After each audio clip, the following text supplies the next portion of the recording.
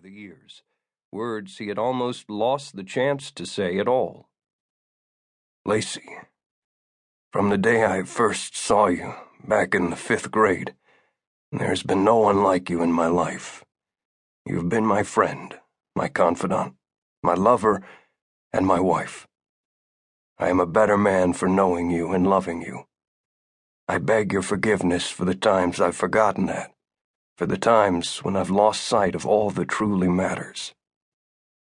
The memory of how hard his gentle Lacey had fought to save their relationship brought a smile to his lips. "I can't begin to find the words to tell you how much I admire the courage it took to shake up our marriage in the hope that we would find something even better. From now on, I promise you days that will only get better with each passing year." As a tear spilled down her cheek, he gently brushed it away, his own fingers trembling. Then he said in a voice that finally held steady, "I, Kevin, take thee, Lacey, a woman who has stood by me through hard times and good, who has provided love and understanding. I take thee again to be my wedded wife.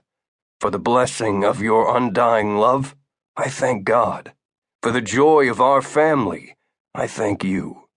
And I promise to honor you and all that you have meant to me all the rest of my days."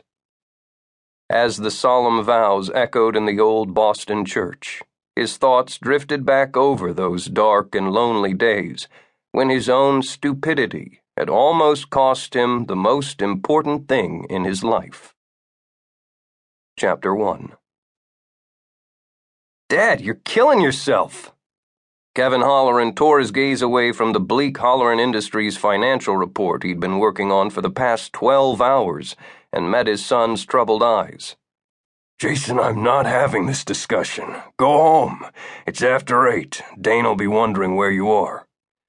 To Kevin's deep regret, his son defiantly removed his jacket and loosened his tie with the obvious intention of settling in for a lengthy chat.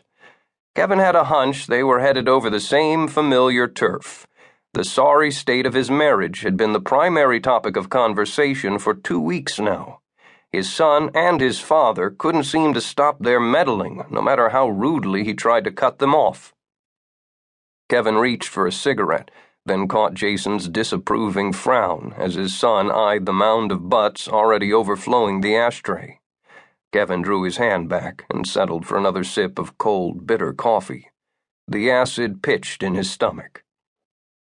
"Dana knows exactly where I am," Jason said, complacently ignoring his father's dismissal. "She sent me. We're both worried about you, Dad. You look like hell. You're smoking too much. You're living on caffeine. I doubt you're getting enough sleep. Face it, you haven't been yourself since Mother moved out of the house." The cold knot that formed in Kevin's stomach every time he thought about home and Lacey came back with a savagery that stunned him. "I don't want to talk about your mother," he countered bluntly and reached for the cigarette after all. When it was lit and he'd drawn the smoke deep into his lungs, he deliberately forced his attention back to the stack of work on his desk. If he buried himself in reports and figures, maybe, just maybe, Jason would give up and go away.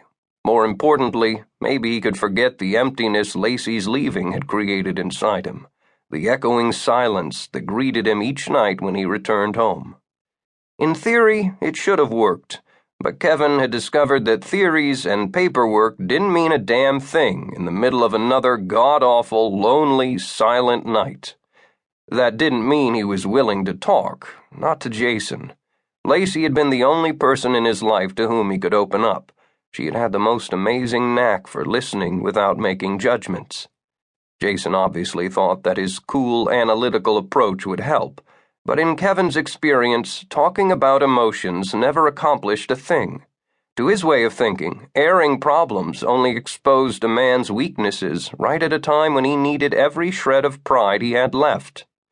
Besides that, dissecting things a man couldn't change only made the hurt worse, Kevin thought, still careful to avoid Jason's increasingly impatient gaze. There were even times, in the dark, lonely hours of the night, when the pain became a blind rage, when he wanted to strike out, to break things.